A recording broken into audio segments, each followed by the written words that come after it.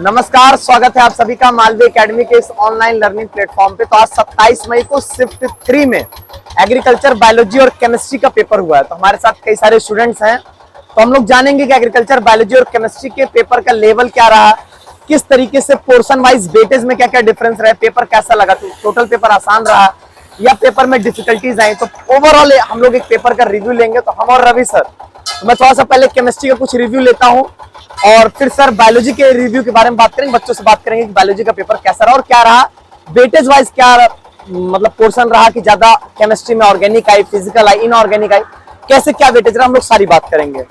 तो सबसे पहले मैं आप लोगों से जानना चाहूंगा कि बताइएगा कि एक बार में सभी लोग बोलेंगे कि सब्जेक्ट वाइज मैं बोलूंगा पेपर इजी रहा, मॉडरेट रहा कि टफ रहा। ठीक है, एग्रीकल्चर का पेपर कैसा रहा? एग्रीकल्चर पेपर इजी रहा। बायोलॉजी का पेपर, बायोलॉजी इजी गया। केमिस्ट्री के paper tough, moderate to tough कि टफ? एक जैसा आप लोग केमिस्ट्री के विरोध में आ गए जैसा। अच्छा, सबसे पहली चीज मैं सबसे पहले केमिस्ट्री के बारे में बात करता हूँ, फिर सर बात करेंगे एग्रीकल्चर और बायोलॉजी के लिए। केमिस्ट्री में सबसे पहले हम लोग वेटेज की बात करते हैं। सबसे ज्यादा वेटेज किसका रहा? सबसे ज्यादा ऑर्गेनिक, 25 क्वेश्चन लगभग, 25 से ज्यादा।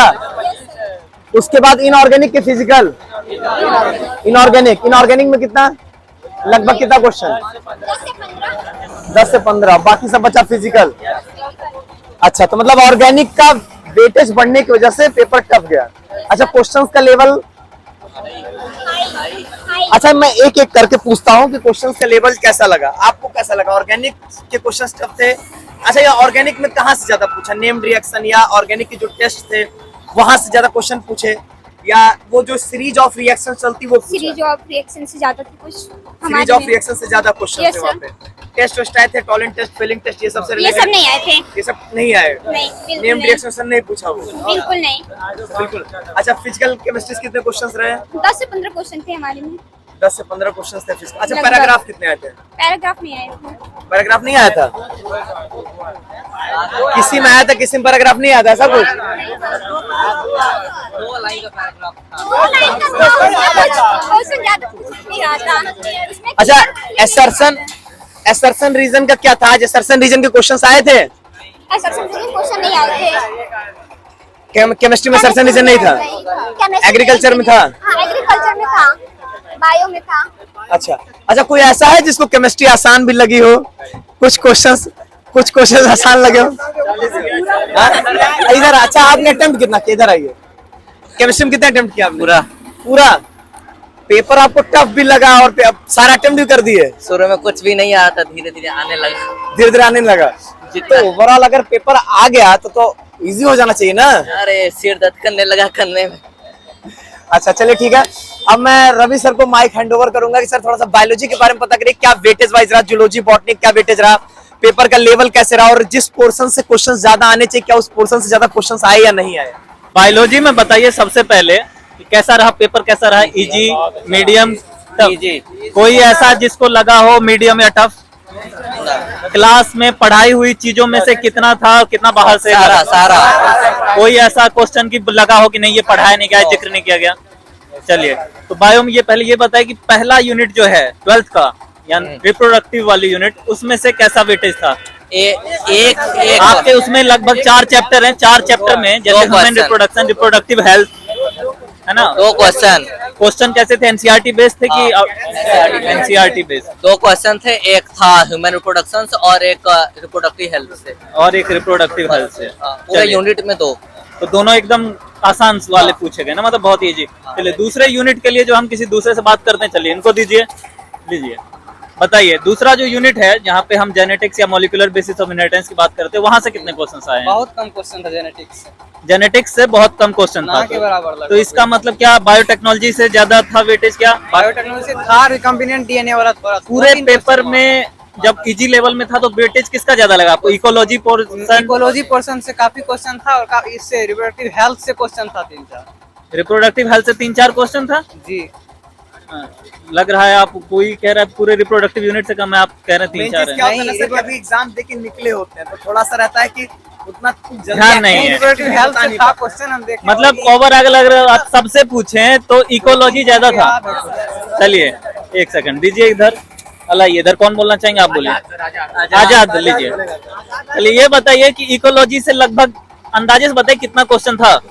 7-8 से 7-8 क्वेश्चन। बायोटेक्नोलॉजी का कैसा रहा वेटेज? बायोटेक्नोलॉजी 2 या 3। बायोटेक्नोलॉजी से भी मतलब ज्यादा नहीं पूछा गया है। माइक्रोब्स वाला माइक्रोब्स वाला क्या लगा पूरे पेपर में, कौन सा चैप्टर ऐसा लगा कि डोमिनेंट रहा?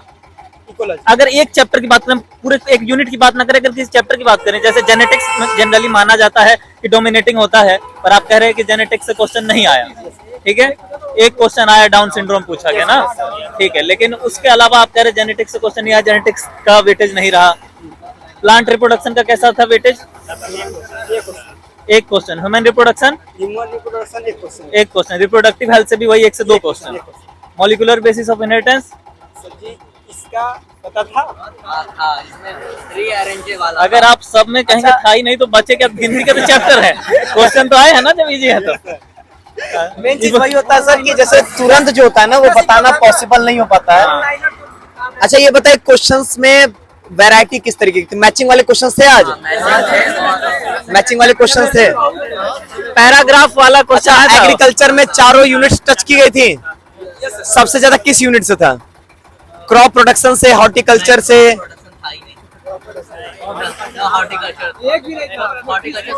तो सबसे ज्यादा किस यूनिट से था? General agriculture.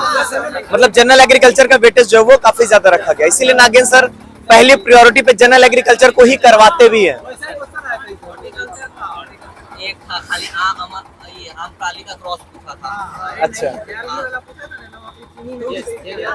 अच्छा ठीक है। तो देखिए ओवरऑल अगर मैं बोलूंगा तो ये बहुत जनरल ट्रेंड यही है अभी तक का कि एग्रीकल्चर सबसे आसान गई, बच्चे बहुत अच्छा स्कोर किए हैं। अच्छा इसमें से कितने लोग हैं जो एग्रीकल्चर में 35 से 40 के बीच में सही करके आए हैं? सब? अच्छा 40 में 40 करने वाले यस सर बोलेंगे। 40 में 40 सही करके आए हैं। तो एग्रीकल्चर सबसे आसान जा रही है, इसके बाद आपके यहाँ पर बायोलॉजी जा रही है।